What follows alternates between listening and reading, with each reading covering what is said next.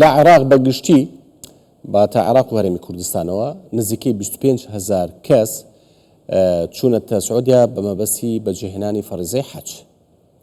لەسەر ئەوەی کە با بڵێن ڕەوشی تەندروستیان و وەزعیان بەگشتی چۆنە بەتایبەت حاجانی کورد لە سعودیەوە چۆن پێشوازیان لێ دەکرێت ببورن گفتوگۆ زیاتر لەگەڵ کاروانستوری گوتەبێژی دەستی حەج و عومرەی هەرێمی کوردستان دەکەم کە لە مەککەوە لەگەڵمان کاروان ئەم کاتتان باش بەگشتی ئێستا چەند کەس لە هەرێمی کوردستان بۆ بەجێگەیاندنی فەریزەی حەج لە سعودیان و وەزعیان چۆنە؟ بەناوی خوای گەورەی میهرەبان هەموو کاتێکتان باش سپاس بۆ دامەزراوەی میدیایی کوردستان 24 بۆ ئەم گرنگی پێدانە بە پرۆسەی حەجی ئەم ساڵ و پرۆسەکانی ڕابردووشدا بەڕاستی لە ئێستادا زیاتر لە 4500 هاونیشتمانی هاوڵاتی هەرێمی کوردستان گەیشتونەتە خاکی عەرەبستانی سعودیا بە مەبەستی بەجێگەاندنی فەریزەی حەج و ئەوانەی کە ماویشن لە دوو ڕۆژی داهاتوودا هەمویان دەگەن و سپاس بخوای گەورە لە ئێستادا هەموو ئەو لیژنانەی کە لە بەڕێبەرایەتی گشتی حەج عومرە لە وەزارەتی ئەوقاف کاروباری ئاینی بێکهێنا بوون دەست بەکار بوون و ڕۆژانە لە خزمەتی حاجانی هەرێمی کوردستاندان و جێگی خۆشحالیە تا ئێستا هیچ حاڵەتێکی گیان لە دەستدان لە نێوان حاجانی هەرێمی کوردستاندا تۆمار نەکراوە و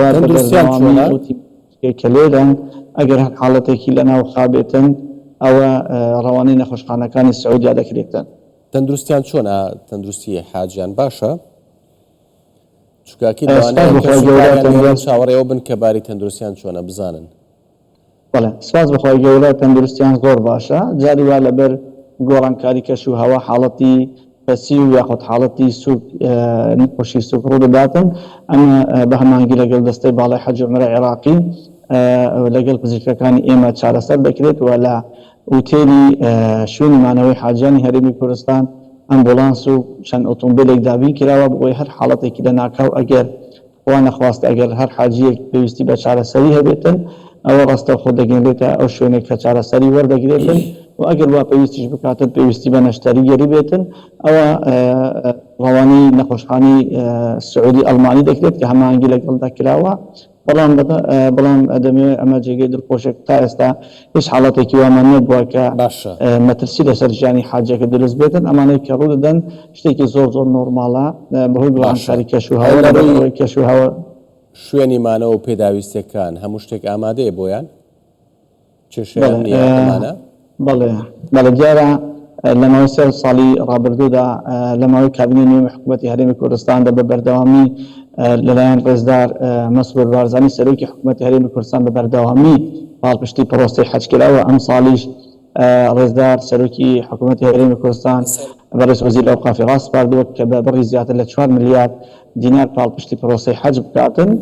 و ئەم تێکچوە لەسەر هاوڵاتیان کەم بێتەوە ئەمە لە داهاتووش ئەم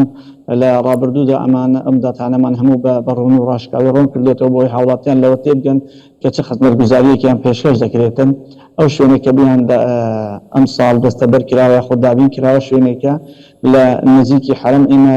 بە تەجروبە و ئەزمموی هەموو ساڵان هەموو ساڵ لە هەر ساڵێکدا لە شوێنێکی حرم ئێمە تەجروبە دەکەین خۆت ئەزمموی تاقی دەکەینەوە ئەمی ئەم ساڵ گیرەوە زۆربەی هەندێک شاندی وڵاتانیش لێرەیە وەکو لیبیا و وڵاتانی دیکە ئەمە لە 2019 تاقی کراتەوە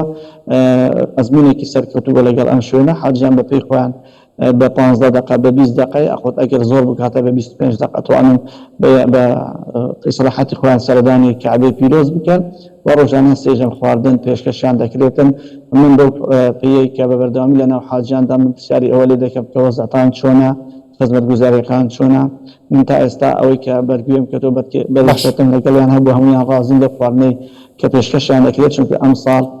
حکوومەتی هەرێمی کوردستان سێ شێفی دەستیشان کردووە بۆی چاودێری و سەرپەرشتی ئەو خواردنەی حاجیان بکرێتن و خواردنەکان بەو جۆرن کە لە هەرێمی کوردستان هەر خەڵکێک لە ماڵی خۆی دەخواتن. زۆر باشە کاروان بینیمان لە ماوەکانی ڕابردوودا دەنگۆیەوە بڵاو کرایەوە کە حاجێک گیانی لەدەستداوە و لە مەککە یان لە سعودیا بڵێن لایانی فەرمی ئێوەن هەر شتێکی وا ڕوو بدات ئێوە خۆتان دێنە سەر خەتو ئەمانە بڵاوەکەنەوە و ئایا ئەو ڕاگەیاندانەی ئەمانە بڵاوەکەنەوە ئێوە هیچ لێ پێچینەوەیان لەگەڵ دەکەن وەکو وەزارەت؟ بەڵێ خۆی بابەتی سوۆشال میدیا ئەمە تا ڕادەیەک کۆنتڕۆلکردنی هەندێک ئەستەمە هەندێک پێیج کە ئەم وڵاتی فەرمیانەیە خۆت ئەمانە بەڕاستی بە شێوەیەکی زۆر نەک لە تەنها لە وەزارەتی ئەوقاف لە بگرە لەسەر زۆر وەزارەتەکانیش جاری وە هەیە کە ئەمانە شتی ناڕاست بڵاو دەکەنەوە یاخۆ شتی ناڕاست دەجولێنە لە ناو شەقامی هەرێمی کوردستاندا بەڕاستی ئێمە ئجراعاتیان لە بەرامبەر دەگرینە بەر ئەگەر دەستگاکە دیار بێت و ناسراو بێتن چونکە بڵاوبوونەوەی هەر هەواڵێک کە دوور بە لە ڕاستیەوە مەترسی لەسەر حاجیان دروست دەکات و دۆخی دەرونیان تێگەشتەوە دۆخی دەرونی ئەو کەسانە شتێک دەچێت کە کەسوکاریان لە پرۆسی حەجە بەدەست لە کاتی هاتنمان بۆ عەرەبستانی سعودیا هەواڵێکی لەم جۆرە بڵاو بووە ئێمە لە بەڕێبەرایەتی گشتی حەج عومرە کە لاپەڕی فەرمی خۆمان هەیە و ڕاگەاندنی خۆمان هەیە بە ئەمانگی لەگەڵ وەزارەتی ئەوقاف و کارەبارینی هەرزوو ئەو هاڵەمان بەدرۆ خستەوە و ڕاستی هەواڵەکەمان بۆ خەڵک ڕوون کردەوە. ئینشاءڵڵا تەندروستیان باشە بێت. دوێنێ گرتە ڤیدیۆیەکمان بڵاو کردەوە لە کوردستان 24 پێشوازیەکی جوان لە با بڵێن حاجیانی هەرێمی کوردستانەکە بە تایبەت سعودیەکان هاتەنانەت فێری ئەوە بوون دەیانگوت بەخێر بێن. بەڕاستی کاکۆبان ئەمەی ئەم ساڵ کە دەکرێتەوە ساڵانی ڕابردووش کە کرا بەڵام ئەمەی ئەم ساڵ کە دەکرێت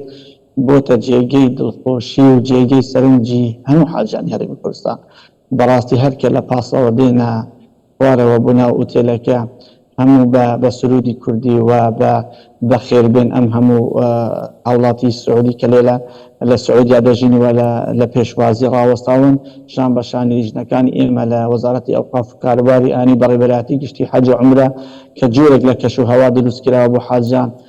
حاجەکان سەریان دەسۆڵمێتن ئەوەندە دڵخۆشن ئەوەندە کەیفۆشن تەنانەت دەڵێن ئێمە لە ماڵش ئەم جۆرە هەندێکیان باس لەوە دەکەن کە لە ماڵش جۆری وە نەمابینەوە بەڕاستی جۆرەیان ئەو بەخێرهاتنانە و ئەم پێشوازیە گەرمەی کە لە حاجیان دەکرێتن بەڕاستی مایەی دڵخۆشی حاجیانەوە حتا ئەمێ ئەوەش ڕوو بکەمە حتا شاندی وڵاتانی دیکەش ئەوان جیرانی ئێمەن نزیکی ئێمەن دێن لە ناو حاجیانی هەرێمی کوردستان سەرسامن بەو پێشوازیە و سەرسامن بەو خزمەتێک کە پێشکەش بە حاجیان دەکرێتن و خۆیان مۆبایلەکانیان دەردێنن و وێنە دەگرن و ڤیدیۆ دەگرن و تۆمار دەکەن چۆمەی کە بۆ هەرێمی کوردستان دەکرێتن ئەمەی بۆ حاجیان ئێمە کراوە کەم وێنە بووە و ڕەنگە لە ناو شاندی وڵاتانی دیکەدا نەبوو بێتن حاجەکانی هەرێمی کوردستان هەر ئەتوانم بڵێم لە ئەوانەی کە لە وشکانی کە من لەگەڵی دابوون لەگەڵ شاندێک بەڕاستی خزمەتی کراون بە شاتی حاجار کە دێن دەگەڕێنەوەش بە سەلامەتی هەموو میدیاکان قسەیان لەگەڵ دەکەن شاتی ئەوە دەدەن کە ئەو خزمەت گوزاریانەیە کە ئەم ساڵ پێشکەشیان کراوە لەلایەن حکوومەتی هەرێمی کوردستانەوە بێوێنە و جیاواز بووە. زۆر سپاس بۆ کاروانسونی گوتەبێژی دەستی حەج و عومرەی هەرێمی کوردستان کە لە سعودیەوە لەگەڵمان بووی.